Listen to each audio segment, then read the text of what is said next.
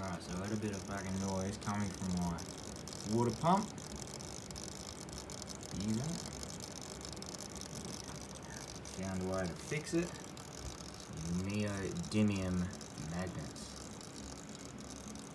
Seems to work.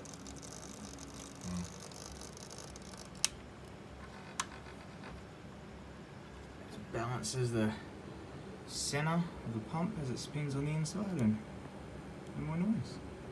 It's magical.